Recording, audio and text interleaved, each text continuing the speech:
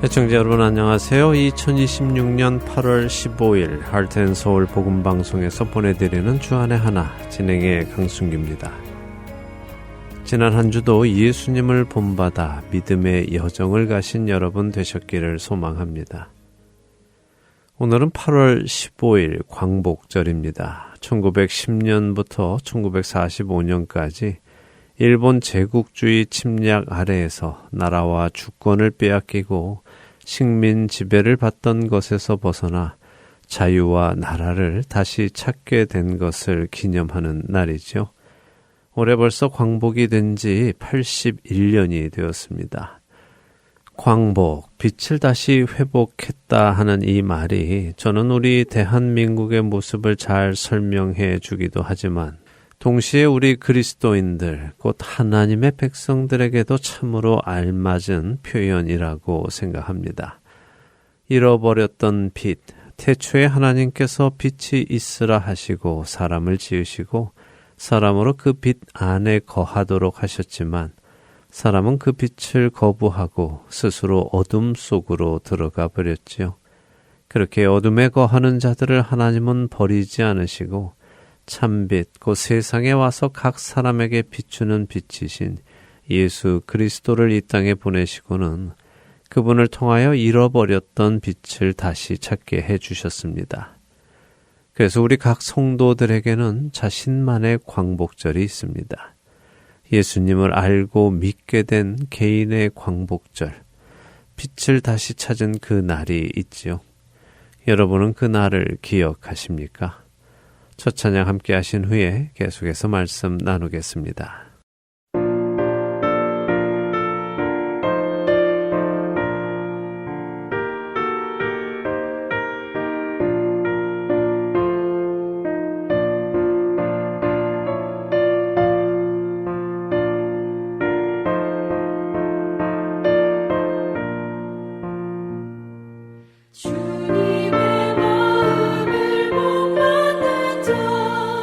그 맘에 평강이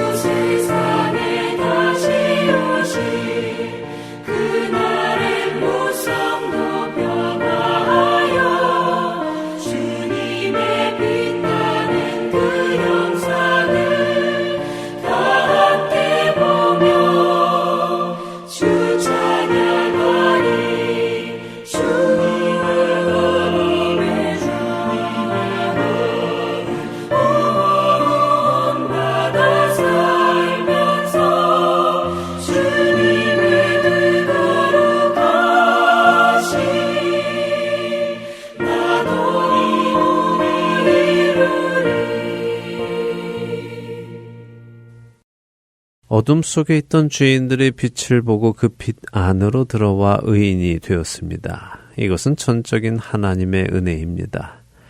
그런데 그 이후 곧 빛 안으로 들어온 이후에 많은 성도들이 그 자리에 머무는 경우가 많습니다. 성경은 분명 에베소서 5장 8절에 너희가 전에는 어둠이더니 이제는 주 안에서 빛이라 빛의 자녀들처럼 행하라 라고 말씀하십니다. 그럼에도 불구하고 빛의 자녀들처럼 행하는 주의 백성들을 찾아보기가 점점 힘들어져 갑니다. 왜 그럴까요? 여러 가지 이유가 있겠지만 저는 그 중에 가장 큰 이유가 성도들이 구원을 받는다는 것이 무엇인지 잘 모르고 있는 데에 있다고 생각합니다. 그리고 성도들이 구원을 받는 것이 무엇인지 잘 모르는 이유는 배우지 않아서이고 동시에 마땅히 가르쳐야 할 자들이 그것을 가르치지 않아서라고 생각합니다. 오늘날 복음은 구원은 믿음으로 받는다 하는 것을 강조합니다. 분명 구원은 믿음으로 받습니다. 행위로는 받을 수 없지요. 그러므로 사람이 의롭다 하심을 얻는 것은 율법의 행위에 있지 않고 믿음으로 되는 줄 우리가 인정하노라. 로마서 3장 28절의 말씀입니다. 분명 구원은 믿음으로 받습니다. 하나님의 은혜로 받는 것입니다. 믿는 자에게 주어지는 하나님의 은혜, 곧 하나님의 선물이지요. 그런데 그렇게 믿음으로 구원을 선물로 받았으면 이제 끝난 것입니까? 그렇게 그 구원의 티켓을 간직하고 있다가 천국에 들어갈 때에 천국 문 앞에서 티켓을 내고 들어가면 되는 것일까요?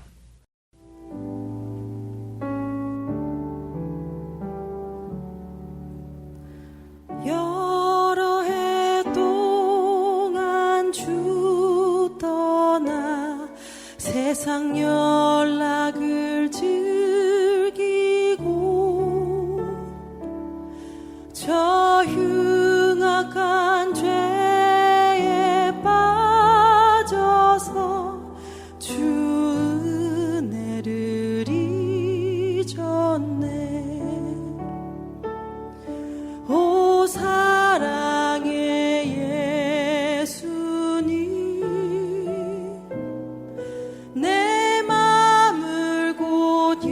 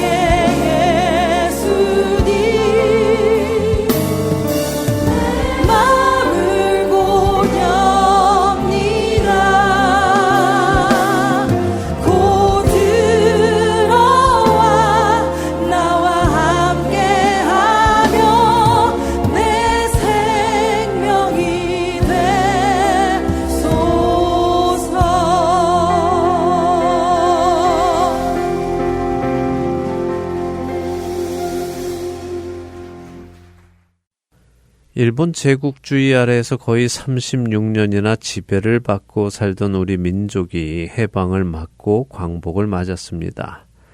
그런데 그렇게 광복을 맞으면 끝이었습니까? 아니지요. 그 후로는 해방된 민족으로 빛을 다시 찾아 살아가야 했습니다.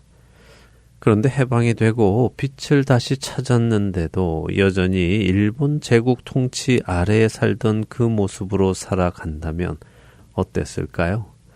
여전히 일본 말을 쓰고 일본 제국주의 아래에서 살던 그대로 살아간다면 말입니다. 그렇다면 해방된 이유가 없는 것이 아니겠습니까? 광복을 맞은 이유가 없는 것 아닐까요? 광복을 염원했다면, 그래서 독립운동을 하고 만세운동을 하며 다시 빛을 되찾았다면 그 전에 우리를 누르고 있던 모든 것을 벗어버리고 새로운 모습으로 살아가야 하지 않겠습니까?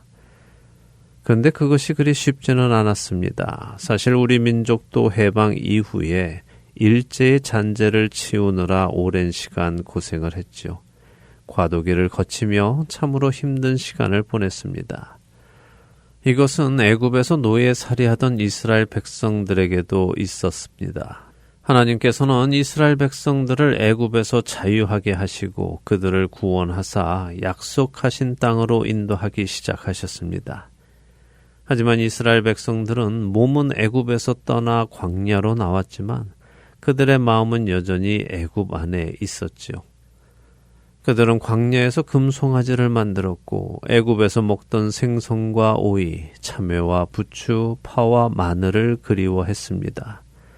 또한 애굽 사람을 섬기는 것이 광야에서 죽는 것보다 낫겠다며 심지어 민수기 14장 4절에서는 새로운 지휘관을 세우고 애굽으로 돌아가자라며 마음을 모으기까지 했습니다.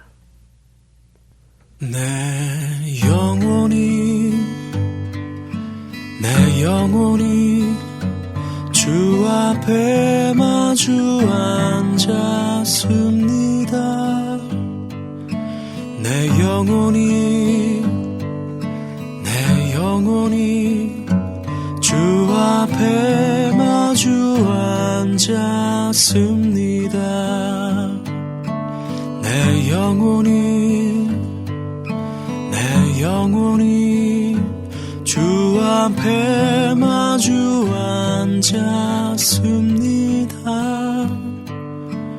내 영혼이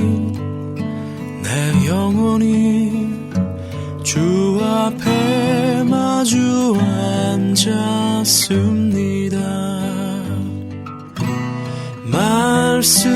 말씀하시는 주여 나에게 말씀하소서. 주의 종이 듣겠나이다.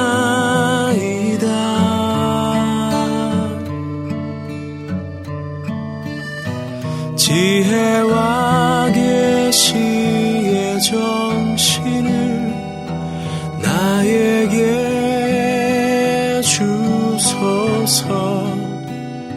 주의 마음 깨달아 알 수 있게.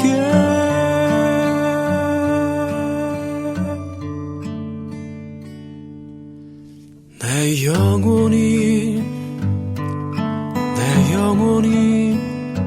주 앞에 마주 앉았습니다. 내 영혼이 주 앞에 마주 앉았습니다.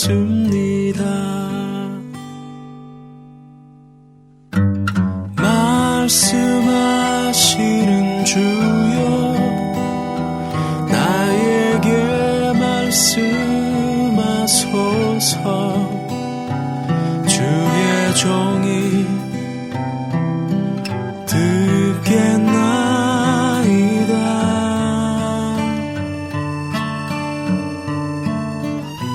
지혜와 계시의 정신을 나에게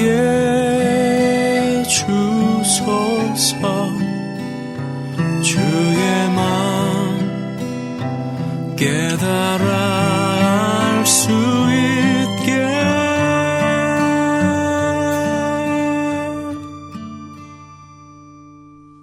내 영혼이 주 앞에 마주 앉았습니다. 내 영혼이 주 앞에 마주 앉았습니다.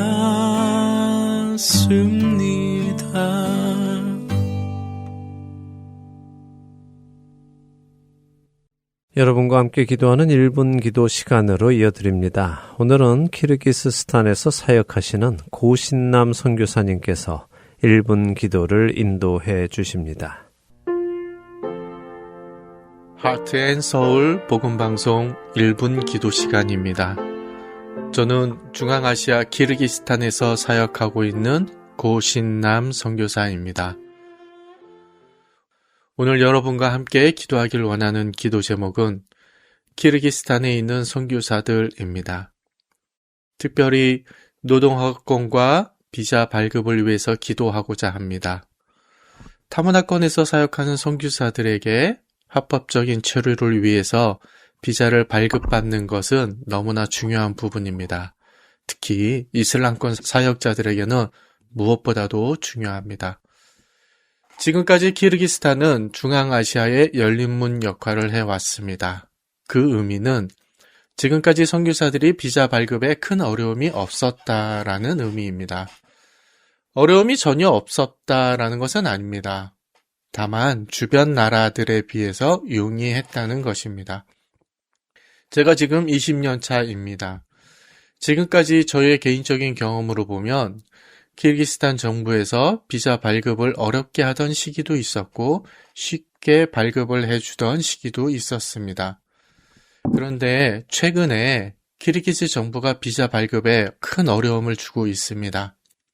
이전에 제출하지 않아도 되었던 서류를 제출하도록 요구하고 있습니다. 예를 들면 건강검진을 받아야 되고요. 건강보험에 가입해야 되고 세금 납부자에 등록을 해야 됩니다. 이런 제출 서류를 준비하기 위해선 또 며칠 동안 노력을 해야만 합니다. 이에 대한 수수료도 내야 하고요. 예전에는 자녀 비자 발급을 위한 제출 서류가 가족을 증명만 하면 되었는데 지금은 부모님과 똑같은 서류를 제출해야만 합니다. 거기에 더해서 비자 발급 수수료는 거의 2배나 올랐습니다. 1년 비자를 받기 위해서 2개월 비자를 먼저 발급받아야 하고 이후에 1년 비자를 신청할 수 있습니다. 그러니까 1년 비자를 발급받기 위해서 1년 2개월의 비자를 신청해야 하는 것이죠. 비자 수수료는 2번 지불해야 하는 상황입니다. 상황이 이렇다 보니까 어떤 분들은 키르기즈 정부가 비자 장사를 한다고 불평할 정도입니다. 제 주변에 있는 어떤 선교사님들은 비자 발급을 받았다가 아무 이유 없이 갑자기 비자가 취소되는 경우도 종종 있었습니다.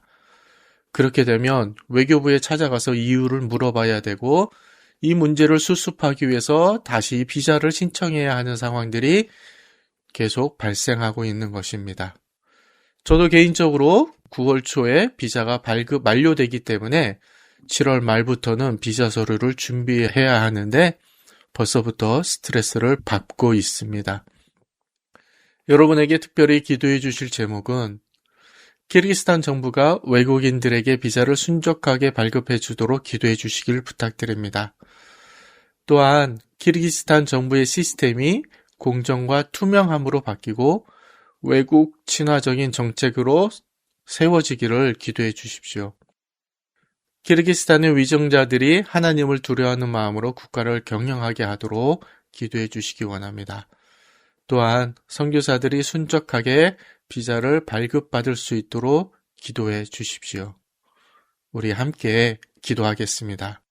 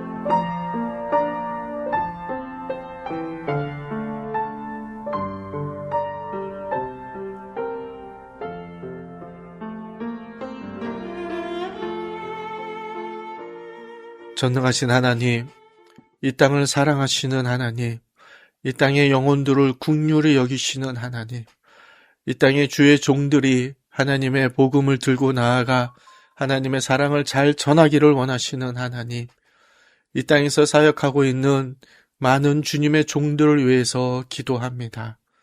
근래 기르기스 정부가 외국인들에게 비자 발급하는데 많은 어려움들을 주고 있습니다. 때로는 발급되었던 비자도 취소되어지는 상황에 이르게 되었습니다. 하나님, 이 땅에 있는 기르기스탄 정부가 외국인들에게 비자를 순적하게 발급하게 해 주시옵소서. 이를 통하여서 주님이 보내신 종들이 어려움 없이 복음의 사역을 잘 감당해 나갈 수 있도록 하나님 역사하여 주시기를 간절히 바라옵고합니다. 많은 일들로 인하여서 어렵지만 많은 선교사들의 비자 문제가 해결되어지지 않으면 주님의 사역을 감당해 나갈 수가 없습니다. 하나님께서 역사하여 주시어서 주님의 모든 종들이 비자의 안정적인 발급을 허락하여 주시옵시고 하나님의 보호하심과 역사하심을 경험할 수 있도록 주님 일하여 주시옵소서. 이를 통하여 기르기스 정부의 시스템들이 공정하고 투명하여지도록 하여 주시기를 원합니다. 외국 친화적인 정책들로 바뀌어질 수 있게 하여 주시기를 원합니다. 이 땅의 위정자들이 하나님을 두려워하는 마음으로 국가를 경영하며 미래를 경영해 나갈 수 있는 자들이 되게 하여 주시옵소서. 하나님, 이 땅에 보낸 주님의 종들이 마음껏 하나님의 일들을 감당해 나갈 수 있도록 예수 그리스도가 붙잡아 주시고 문들을 열어주시고 길을 넓혀주시기를 간절히 바라고 원하오니 주님 일하여 주시옵소서. 이 모든 말씀 예수님의 이름으로 기도드리옵나이다. 아멘.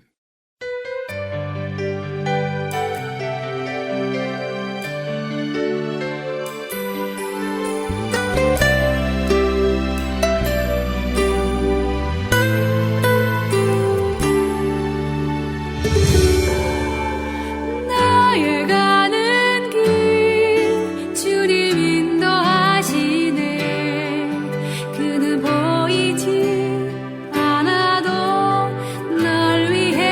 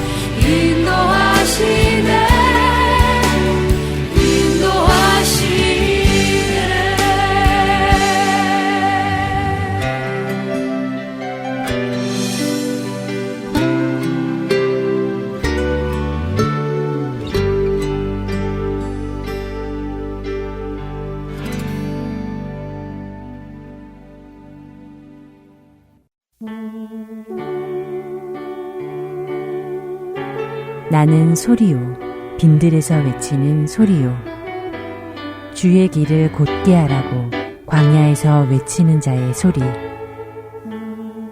할텐서울 복음선교회에서는 복음 사역에 함께 동참하실 분을 찾습니다. 봉사로, 기도로, 후원으로 예수님을 전하고 생명을 구하는 일에 동참하실 분들은 전화번호 602-866-8999로 연락 주시기 바랍니다.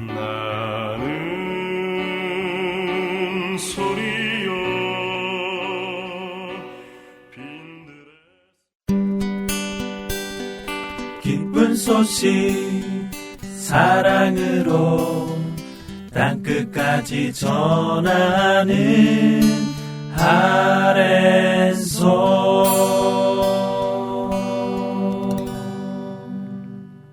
신약 성경의 첫 번째 책 마태복음을 통해 예수님을 만나는 시간입니다. 마태와 만나는 예수님 함께 하시겠습니다.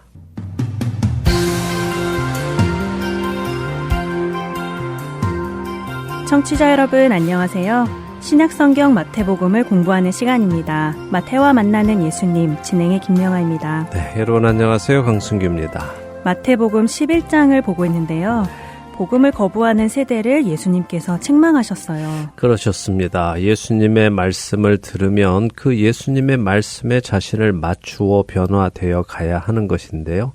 예수님이 책망하신 세대는 오히려 자신들의 기준에 따라 예수님께 변화하라고 요구하는 사람들이었죠. 네, 우리 안에도 그런 모습들이 가끔 보이잖아요. 주님께 나에게 맞추어 달라고 요구하는 때가 있어요. 예, 우리의 기도를 들어보면 그런 경우가 종종 있죠. 네. 주님의 뜻에 맞도록 살아가겠습니다라고 기도하는 것이 아니라 내 생각대로 일을 이루어 주시라고 요청할 때도 있습니다. 그래서 기도도 우리가 잘 생각하며 나의 이 기도가 올바른 기도인지 점검하며 드려야 할 것입니다. 자, 오늘 마태복음 11장 나머지를 보도록 하죠. 네, 25절부터 보면 될 것 같은데요. 맞습니다. 마태복음 11장 25절부터 30절인데요. 한 절씩 읽어볼까요? 네, 읽겠습니다. 그때 예수께서 대답하여 이르시되 천지의 주제이신 아버지여 이것을 지혜롭고 슬기 있는 자들에게는 숨기시고 어린아이들에게는 나타내심을 감사하나이다. 옳소이다. 이렇게 된 것이 아버지의 뜻이니이다. 내 아버지께서 모든 것을 내게 주셨으니 아버지 외에는 아들을 아는 자가 없고 아들과 또 아들의 소원대로 계시를 받는 자 외에는 아버지를 아는 자가 없느니라. 수고하고 무거운 짐진 자들아 다 내게로 오라. 내가 너희를 쉬게 하리라. 나는 마음이 온유하고 겸손하니 나의 멍에를 메고 내게 배우라. 그리하면 너희 마음이 쉼을 얻으리니. 이는 내 멍에는 쉽고 내 짐은 가벼움이라 하시니라. 아멘. 아멘. 그 유명한 말씀, 수고하고 무거운 짐진 자들아 다 내게로 오라 하신 말씀이 나오네요. 네, 참 유명한 말씀이죠. 네. 많은 성도들이 이 말씀을 읽고 주님께 나아오게 되었다고 간증을 하시기도 합니다. 사실 저도 아주 어렸을 때 길을 걷던 중에요. 한 액자 가게 앞에 이 말씀이 걸려 있던 것을 본 기억이 있습니다. 어렸을 때요? 네. 그때는 예수님을 안 믿으실 때였잖아요. 네, 주님 모를 때였지요. 한 7, 8살쯤 되었던 것 같습니다. 아무것도 몰랐지만 액자에 써 있는 이 글을 보면서 이분이 누군지는 모르겠지만 이분에게 가면 편히 쉬게 해주나 보다 하는 생각을 했던 적이 있습니다. 그래도 그런 기억이 있으신 것을 보면 이 말씀이 와닿으셨나 봐요. 네, 그랬던 것 같습니다. 아직도 그 기억이 선명한 것을 보면요. 어쨌든 그때는 이 말씀의 의미를 제대로 몰랐지요. 아마 제가 하고 있었던 숙제가 많아서 그 숙제를 다 가지고 가면 되지 않나 하는 생각을 했던 것 같은데요. 몇십 년이 지나서 예수님을 알게 되고 말씀을 공부하면서 예수님의 말씀의 의미를 알게 되었는데 이제 우리가 함께 생각을 해보죠. 자, 방금 전까지 그러니까 24절까지 예수님은 예수님의 말씀을 거부하는 자들, 그 천국 복음을 거부하는 자들을 이 세대라고 부르시면서 그들에게 심판이 있을 것을 말씀하셨습니다. 그리고는 이어서 25절에 이것을 지혜롭고 슬기 있는 자들에게는 숨기시고 어린아이들에게는 나타내심을 감사하나이다라고 하시죠. 예수님께서 말씀하시는 이것이란 무엇일까요? 무엇을 숨기고 무엇을 나타내신다는 것일까요? 복음을 의미하는 거 아닐까요? 하나님 나라요. 네, 물론 그렇겠죠. 그런데 이것을 조금 더 구체적으로 생각해 보지요. 한국어로는 이것, 이렇게 단수처럼 느껴지지만 원어는 이것들입니다. 또 영어도 마찬가지고요. 아, 그런가요? 네, 자, 우리가 보고 있는 마태복음 11장은 세례 요한의 질문, 오시리가 당신이니까 우리가 다른 일을 기다리오리까 하는 질문으로 시작을 했습니다. 자, 그 의미가 무엇이었습니까? 예수님이 약속된 그 메시아 맞으십니까? 하는 질문이었죠. 네, 그 질문으로 시작을 해서 그 질문에 대한 답이 지금까지 이어지는 것입니다. 말씀에 기록된 대로 맹인이 보며 걷지 못하는 사람이 걸으며 나병 환자가 깨끗함을 받으며 듣지 못하는 자가 들으며 죽은 자가 살아나며 가난한 자들에게 복음이 전파된다라고 하셨죠? 네. 그래서 이 일을 보고 예수님이 약속된 그분인지 아닌지를 직접 판단하라고 하셨어요. 그렇습니다. 자, 그런데 그렇게 성경의 예언의 말씀을 기준으로 예수님을 본 후에 예수님을 메시아로 믿는 자들과 예수님을 부인하고 거절하는 자들로 나뉘고 있음을 예수님은 말씀하셨죠. 그래서 여기서 예수님이 말씀하시는 이것들이라는 것은 예수님이 메시아이신 것을 증거해주는 요소들이라는 의미입니다. 아, 그러니까 예수님의 이 말씀은 예수님이 메시아이신 것을 알아볼 수 있게 해주는 이 요소들을 지혜롭고 슬기 있는 자들에게는 숨기시고 어린아이들에게는 나타내심을 감사합니다 라고 말씀하시는 것이군요. 네. 그런데 이건 참 역설적인 말씀이네요. 오히려 지혜롭고 슬기 있는 자들이 더 알아봐야 하는데 말이에요. 그렇죠. 역설적인 예수님의 말씀이죠. 구약의 성경 말씀을 근거로 예수님이 약속된 메시아, 예언된 메시아이심을 볼 수 있으려면 지혜와 슬기가 있어야만 합니다. 그런데도 오히려 그 지혜와 슬기가 있는 사람들에게는 예수님이 메시아이신 것이 숨겨져서 보이지 않는다는 것이죠.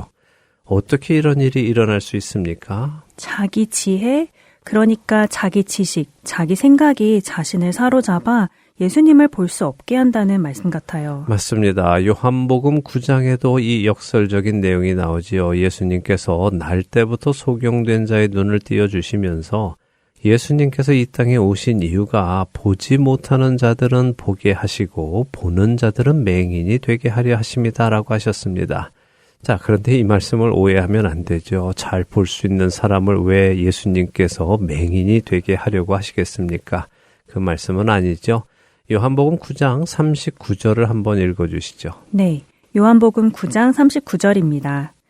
예수께서 이르시되 내가 심판하러 이 세상에 왔으니 보지 못하는 자들은 보게 하고 보는 자들은 맹인이 되게 하려 함이라 하시니. 네, 자, 예수님께서 심판하러 오셨다라고 하십니다.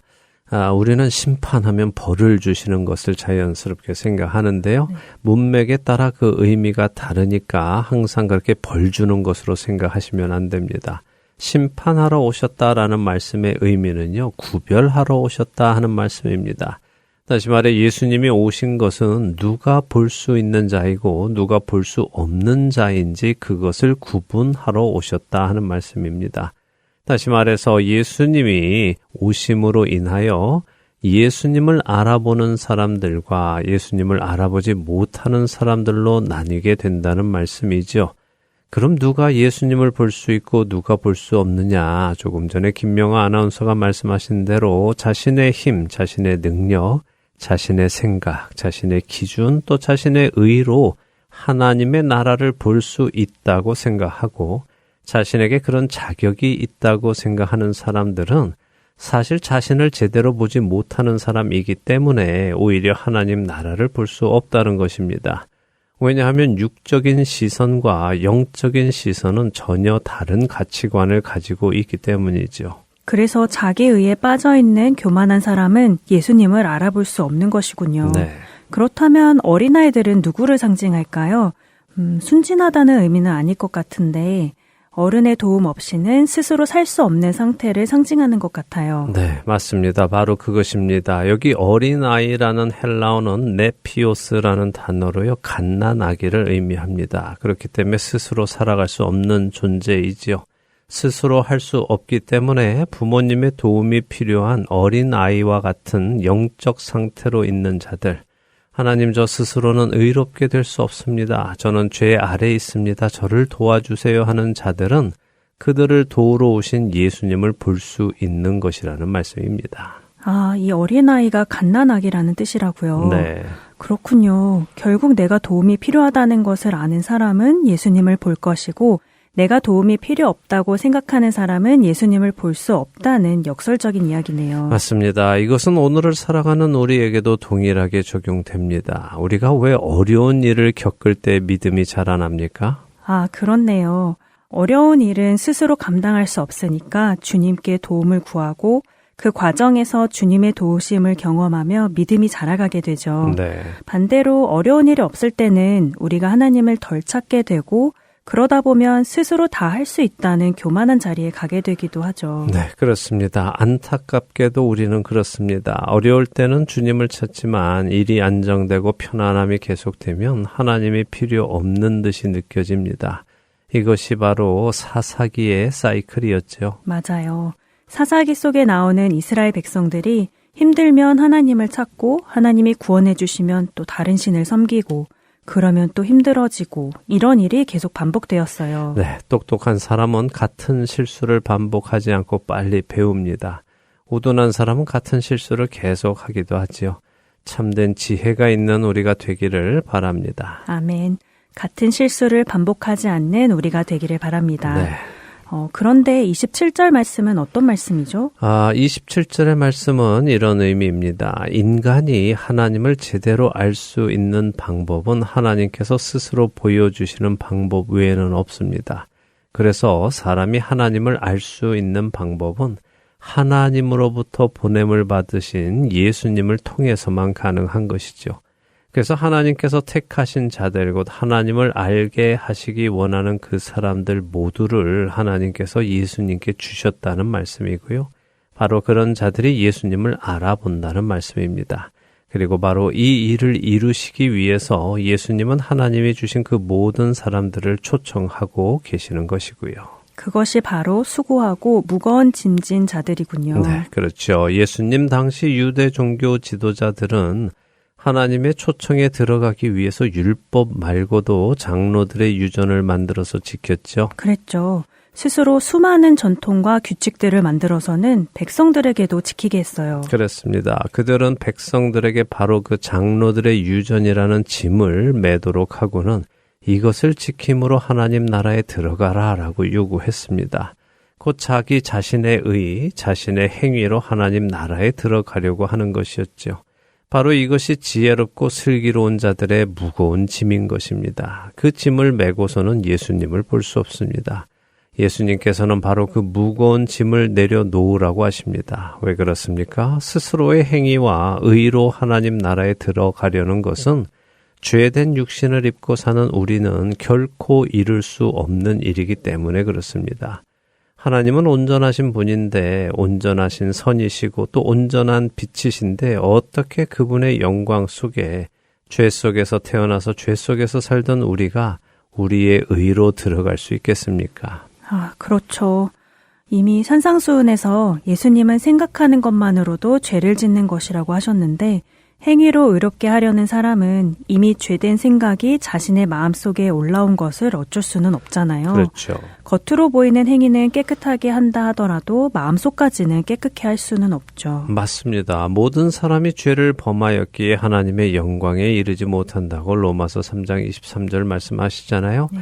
그런데 스스로 그 영광에 도달하려는 것, 그것이 무거운 짐인 것입니다. 그 짐을 내려놓고 내게로 오라고 초청하시는 것입니다.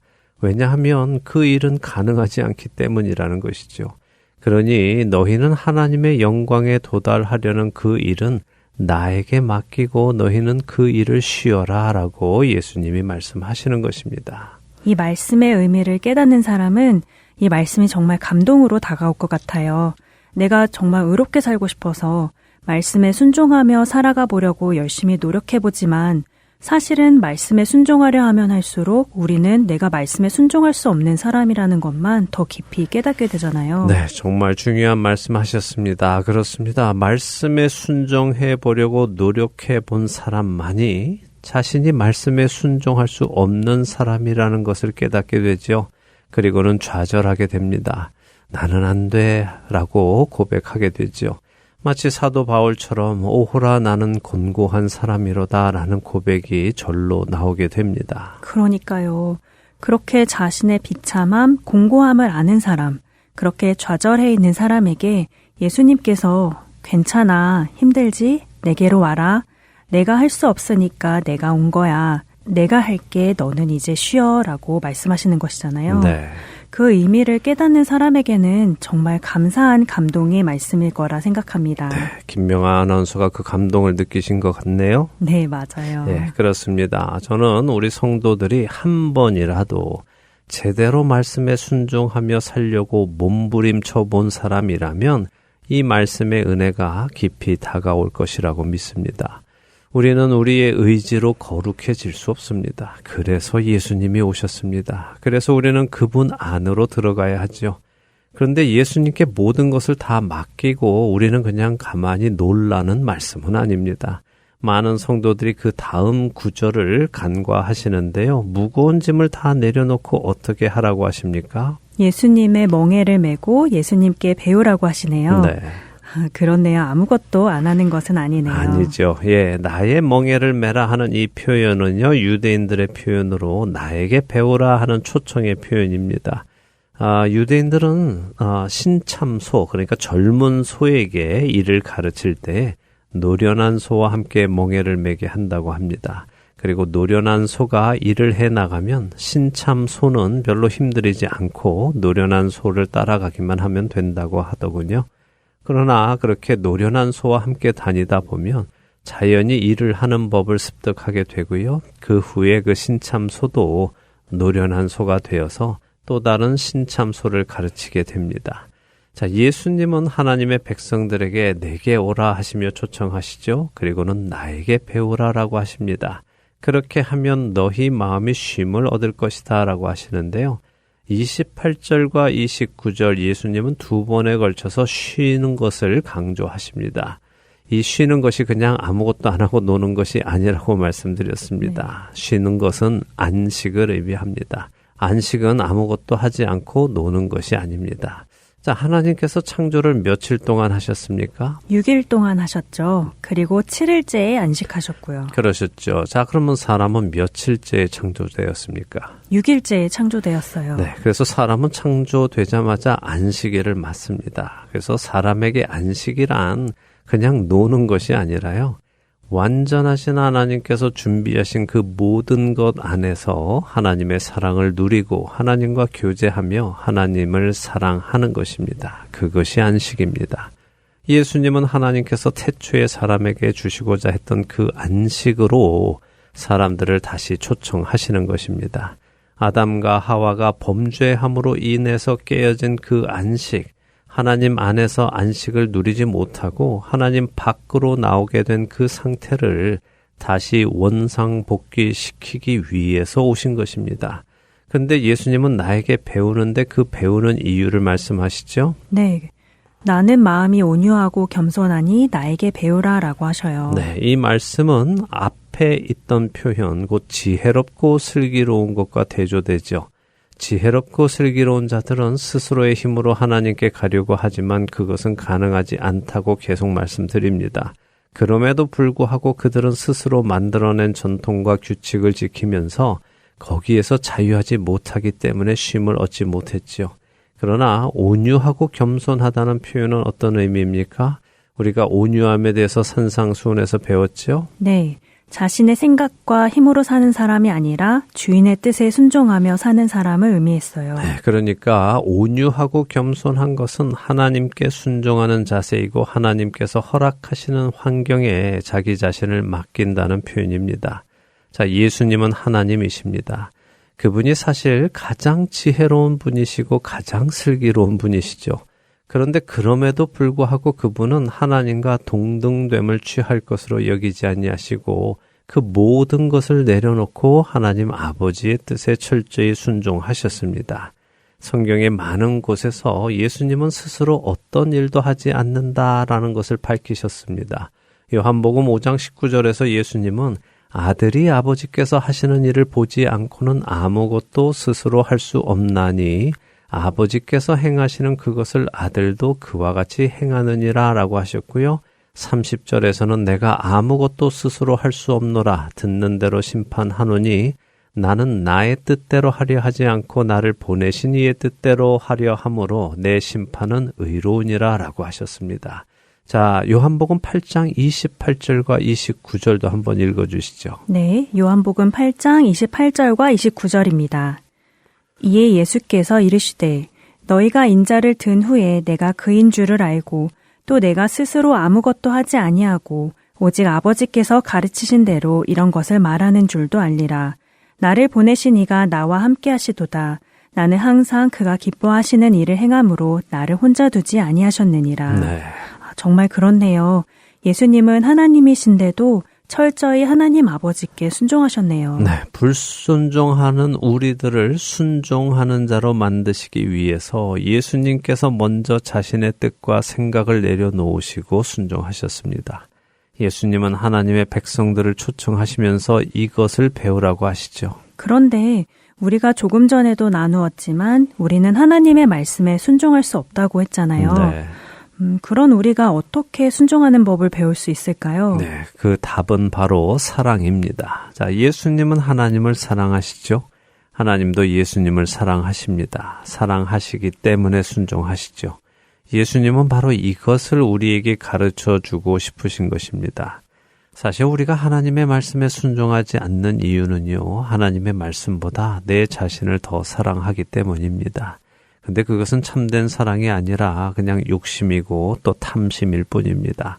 그래서 예수님은 우리에게 참된 사랑이 무엇인지 알려주고 싶어 하십니다. 그리고 그 사랑을 알게 되면 하나님의 말씀에 순종하는 것은 어려운 짐이 아니라 쉽고 자연스러운 것이 되는 것이고요.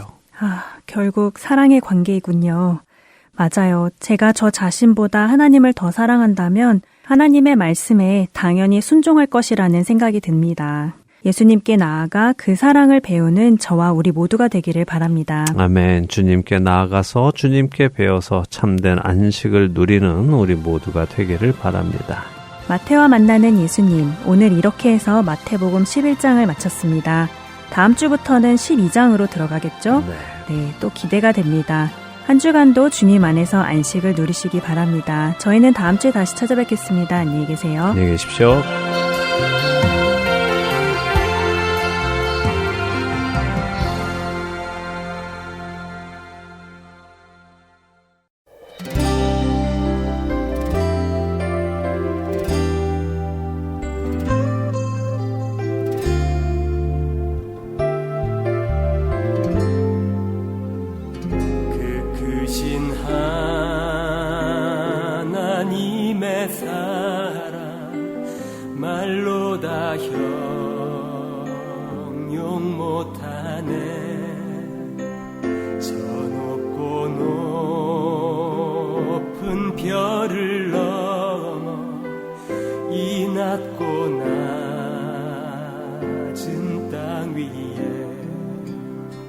죄범한 영혼 구하려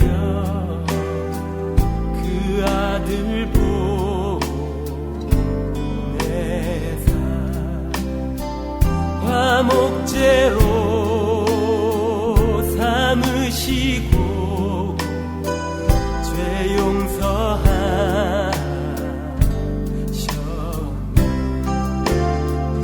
하나님 크신 사랑을 증량다 못하며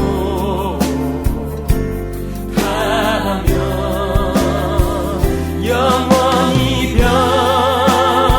변치 않는 사랑 성도여 찬양하세. 괴로운 시절 지나가고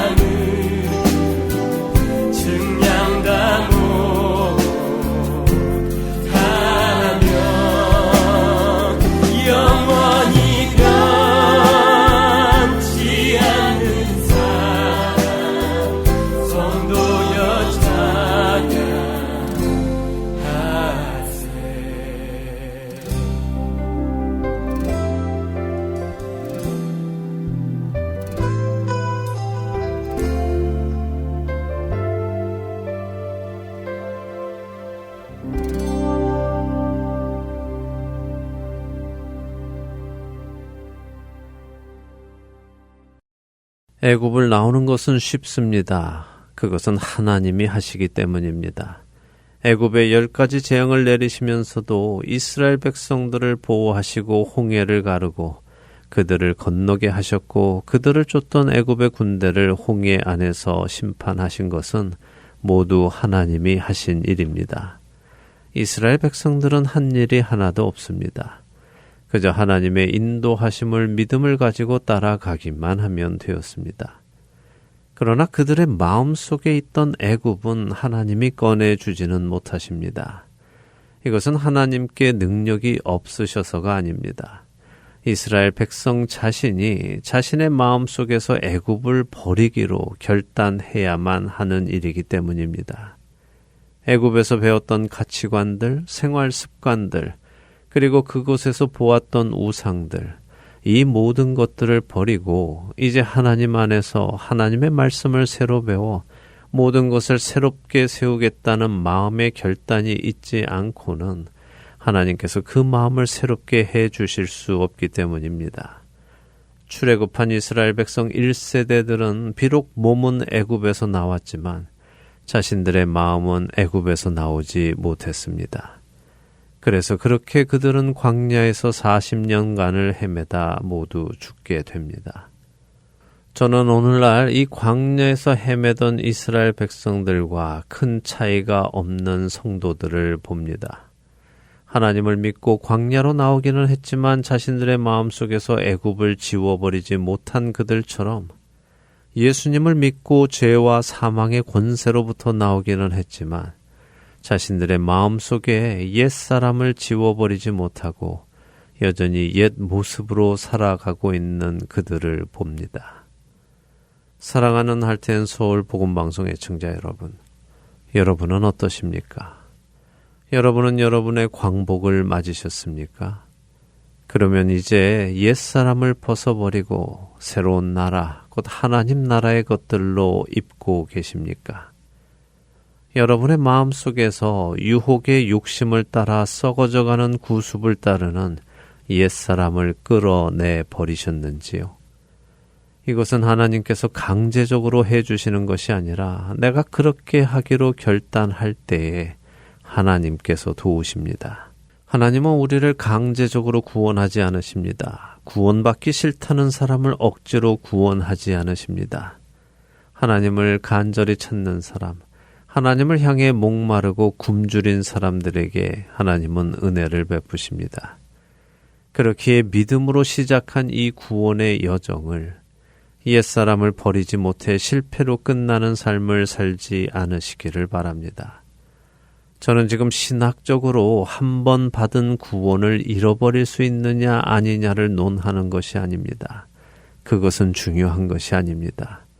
중요한 것은 내가 하나님의 초청을 받아 하나님의 나라로 가기로 결단했느냐는 것입니다. 그렇게 결단한 사람은 예수님의 말씀대로 좁은 문을 지나 좁은 길을 가기 시작할 것입니다. 자신을 부인하고 자기 십자가를 지고 날마다 예수님을 따를 것입니다. 그러므로 내가 이것을 말하며 주 안에서 증언하노니 이제부터 너희는 이방인이 그 마음에 허망한 것으로 행함같이 행하지 말라. 그들의 총명이 어두워지고 그들 가운데 있는 무지함과 그들의 마음이 굳어짐으로 말미암아 하나님의 생명에서 떠나 있도다. 그들이 감각 없는 자가 되어 자신을 방탕에 방임하여 모든 더러운 것을 욕심으로 행하되 오직 너희는 그리스도를 그같이 배우지 아니하였느니라.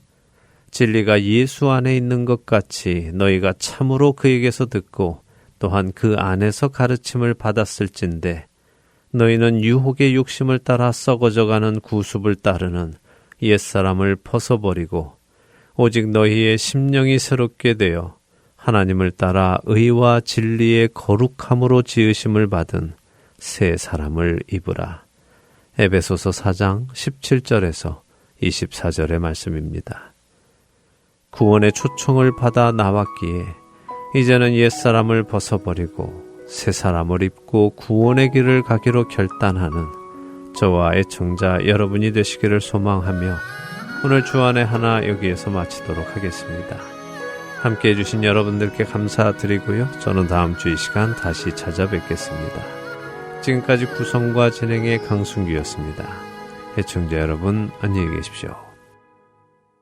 주님이 홀로 가신 그 길 나도 따라가오.